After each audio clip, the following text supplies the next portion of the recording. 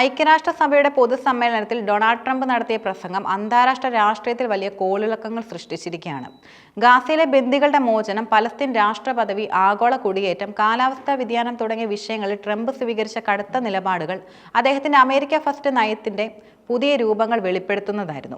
ഈ പ്രസംഗം വെറും ഒരു നയപ്രഖ്യാപനം എന്നതിലുപരി ആഗോളതലത്തിൽ നിലനിൽക്കുന്ന സംഘർഷങ്ങളെയും രാഷ്ട്രീയ ധ്രുവീകരണങ്ങളെയും പ്രതിഫലിപ്പിക്കുന്ന ഒരു പ്രസ്താവനയായിരുന്നു.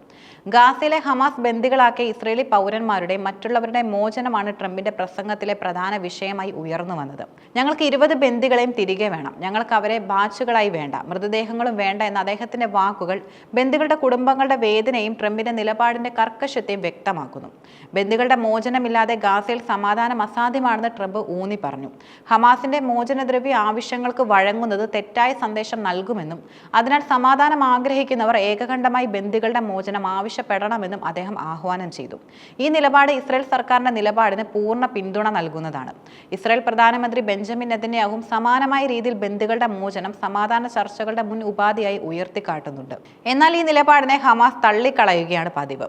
ഹമാസ് ആവശ്യപ്പെടുന്നത് ഇസ്രായേൽ ജയിലുകളിലുള്ള തങ്ങളുടെ തടവുകാരെ വിട്ടയക്കണമെന്നാണ്.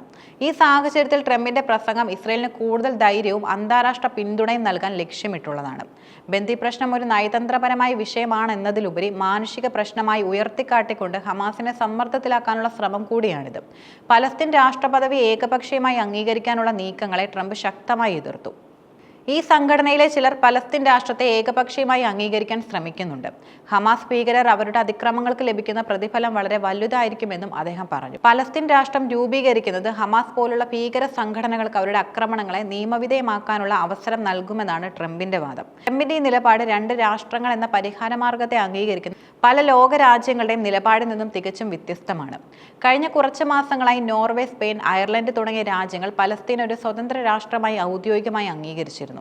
ഫ്രാൻസിന്റെയും സൗദിയുടെയും അധ്യക്ഷതയിൽ നടന്ന ഉച്ചകോടിയിൽ ഡസൻ കണക്കിന് രാഷ്ട്ര നേതാക്കളാണ് പലസ്തീൻ രാഷ്ട്രപദവി നൽകണമെന്ന് ആവശ്യപ്പെട്ടത്.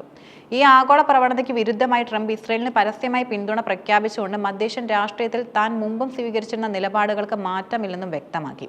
ട്രംപിന്റെ ഈ പ്രസ്താവനകൾ പലസ്തീൻ ജനതയുടെ കൂട്ടത്തോടെ ശിക്ഷിക്കുന്നതിനെതിരെ ശബ്ദമുയർത്തിയ UN മേധാവി ആന്റോണിയോ ഗുട്ടേറസിന്റെ പ്രസംഗത്തിന് നേർ വിപരീതമായിരുന്നു. ഗാസ, പലസ്തീൻ വിഷയങ്ങൾക്ക് പുറമെ കുടിയേറ്റം, കാലാവസ്ഥാ വ്യതിയാനം തുടങ്ങിയ വിഷയങ്ങളിലും ട്രംപ് തന്റെ പതിവ് നിലപാടുകൾ ആവർത്തിച്ചു. രാജ്യത്തിന്റെ അതിർത്തികൾ തുറന്നിടുക എന്ന പരീക്ഷണത്തിന്റെ കാലം കഴിഞ്ഞുവെന്ന് പറഞ്ഞ അദ്ദേഹം കുടിയേറ്റം യൂറോപ്പ് നേരിടുന്ന ഏറ്റവും വലിയ ഭീഷണിയാണെന്നും വാദിച്ചു. UN കുടിയേറ്റത്തെ പ്രോത്സാഹിപ്പിക്കുകയാണെന്നും പടിഞ്ഞാറൻ രാജ്യങ്ങളിലേക്കുള്ള കടന്നുകയറ്റം UN പ്രോത്സാഹിപ്പിക്കുകയാണെന്നും അദ്ദേഹം വിമർശിച്ചു. ഈ നിലപാട് ട്രംപിന്റെ മുൻ പ്രസിഡൻസി കാലഘട്ടത്തിലെ പ്രധാന നയങ്ങളിൽ ഒന്നായിരുന്ന മെക്സിക്കൻ അതിർത്തി മതിൽ നിർമ്മാണവും മുസ്ലിം രാജ്യങ്ങളിൽ നിന്നുള്ള യാത്രാവിലക്കും ഓർമ്മിപ്പിക്കുന്നു. കുടിയേറ്റത്തെ ഒരു മാനുഷിക പ്രശ്നമായല്ല, മറിച്ച് ഒരു ദേശീയ സുരക്ഷാ ഭീഷണിയായി കാണുന്ന അദ്ദേഹത്തിന്റെ കാഴ്ചപ്പാടാണ് ഇവിടെയും പ്രതിഫലിക്കുന്നത്. യൂറോപ്യൻ രാജ്യങ്ങൾ കുടിയേറ്റത്തെ തടയുന്നതിൽ പരാജയപ്പെടുന്നുവെന്ന ട്രംപിന്റെ വിമർശനം യൂറോപ്പിലെ വലതുപക്ഷ പാർട്ടികൾ ഉയർത്തുന്ന അതേ വാദഗതിയാണ്. കാലാവസ്ഥാ വ്യതിയാനം ഒരു യാഥാർത്ഥ്യമല്ലെന്നും ഇതേക്കുറിച്ച് UN നടത്തിയ പ്രവചനങ്ങൾ തെറ്റാണെന്നും ട്രംപ് പ്രഖ്യാപിച്ചത് വലിയ വിവാദങ്ങൾക്കാണ് വഴിവെച്ചതും. ആഗോള ശാസ്ത്ര സമൂഹം കാലാവസ്ഥാ വ്യതിയാനം ഒരു ഗുരുതരമായ ഭീഷണിയാണെന്ന് അംഗീകരിച്ചിട്ടും ട്രംപ് ഈ വിഷയത്തിൽ ശാസ്ത്രവിരുദ്ധമായ നിലപാടുകൾ തുടരുന്നു. കാലാവസ്ഥാ ഉടമ്പടികളിൽ നിന്ന് അമേരിക്കയെ പിൻവലിച്ച അദ്ദേഹത്തിന്റെ മുൻകാല തീരുമാനം ഈ പ്രസ്താവനയ്ക്ക് ആക്കം കൂട്ടുന്നുണ്ട്. ഈ വിഷയത്തിൽ അമേരിക്കൻ ഐക്യരാഷ്ട്രസഭയുടെ പ്രഖ്യാപിത നിലപാടുകൾക്ക് വിരുദ്ധമായിട്ടാണ് ട്രംപ് സംസാരിക്കുന്നത്. ട്രംപിന്റെ പ്രസംഗത്തിന് മറുപടി എന്നോണം UN secretary general Antonio Guterres നടത്തിയ പ്രസ്താവനയും ശ്രദ്ധേയമാണ്. ലോക നേതാക്കളുടെ ആദ്യ ഉത്തരവാദിത്തം സമാധാനം തിരഞ്ഞെടുക്കലാണെന്ന് അദ്ദേഹം ഓർമ്മിപ്പിക്കുന്നു. ഗാസയിലെ ആക്രമണങ്ങളെ നേരിട്ട് പേരെടുത്ത് പറയാതെ അപലപിച്ച അദ്ദേഹം പലസ്തീൻ ജനതയെ കൂട്ടത്തോടെ ശിക്ഷിക്കുന്നത് എന്തിന്റെ പേരിലായാലും ന്യായീകരിക്കാനാവില്ലെന്നും വ്യക്തമാക്കി.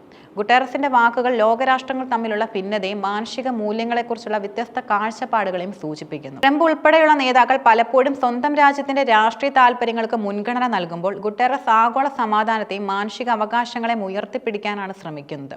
മൊത്തത്തിൽ ട്രംപിന്റെ ഈ പ്രസംഗം അദ്ദേഹത്തിന്റെ പ്രസിഡൻസി കാലഘട്ടത്തിലെ വിദേശ നയത്തിന്റെ തുടർച്ചയാണ്. ഇസ്രായേലിനോടുള്ള ശക്തമായ പിന്തുണ, കുടിയേറ്റ വിരുദ്ധ നയങ്ങൾ, കാലാവസ്ഥാ വ്യതിയാനത്തെക്കുറിച്ചുള്ള അവഗണന തുടങ്ങിയ വിഷയങ്ങളിൽ അദ്ദേഹം തന്റെ നിലപാടുകൾ ആവർത്തിച്ചുറപ്പിച്ചു. ഈ പ്രസംഗം വെറും വാക്കുകളല്ല. ആഗോളതലത്തിൽ ധ്രുവീകരണം വർദ്ധിച്ചു വരുന്ന ഈ കാലഘട്ടത്തിൽ ട്രംപിന്റെ പ്രസംഗം ലോകരാഷ്ട്രങ്ങളെ 2 തട്ടുകളായി തിരിക്കുന്നതിന്റെ മറ്റൊരു ഉദാഹരണമായും കണക്കാക്കാം. അതേസമയം ഗാസയിൽ ഇസ്രായേൽ നടത്തുന്ന ആക്രമണങ്ങൾ ലോകരാഷ്ട്രങ്ങൾക്കിടയിൽ ഇസ്രായേലിനെ ഒറ്റപ്പെടുത്തുന്ന സാഹചര്യം സൃഷ്ടിച്ചിട്ടുണ്ട്.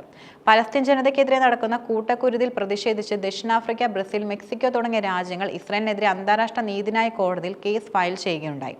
ഇസ്രായേലിന്റെ പ്രധാന സഖ്യകക്ഷിയായ അറബ് ലോകത്ത് നിന്നും ശക്തമായ പ്രതിഷേധമാണ് ഉയർന്നു വരുന്നത്. പല അറബ് രാജ്യങ്ങളും ഇസ്രയേലുമായുള്ള നയതന്ത്ര ബന്ധങ്ങൾ വിച്ഛേദിക്കുകയോ പരിമിതപ്പെടുത്തുകയോ ചെയ്തു. ലോകമെമ്പാടുമുള്ള സർവകലാശാലകളിലും നഗരങ്ങളിലും ഇസ്രയേൽ ആക്രമണത്തിനെതിരെ വൻ പ്രതിഷേധ പ്രകടനങ്ങളും നടന്നു. സാമൂഹിക മാധ്യമങ്ങളിലൂടെ മറ്റും ഇസ്രയേലിനെതിരെ ശക്തമായ ജനവികാരം ഉയർന്നു വരുന്നുണ്ട്. മാനുഷിക നിയമങ്ങളുടെ ലംഘനം ആരോപിച്ച് ലോകാരോഗ്യ സംഘടനയും UN പോലുള്ള അന്താരാഷ്ട്ര സംഘടനകളും ഇസ്രയേലിനെതിരെ രംഗത്ത് വന്നതും ഇസ്രയേലിന്റെ പ്രതിച്ഛായയ്ക്ക് വലിയ കോട്ടം വരുത്തിയിട്ടുമുണ്ട്. ഈ സംഭവങ്ങൾ ഇസ്രയേലിനെ അന്താരാഷ്ട്ര തലത്തിൽ ഒറ്റപ്പെടുത്താനും കാരണമായി.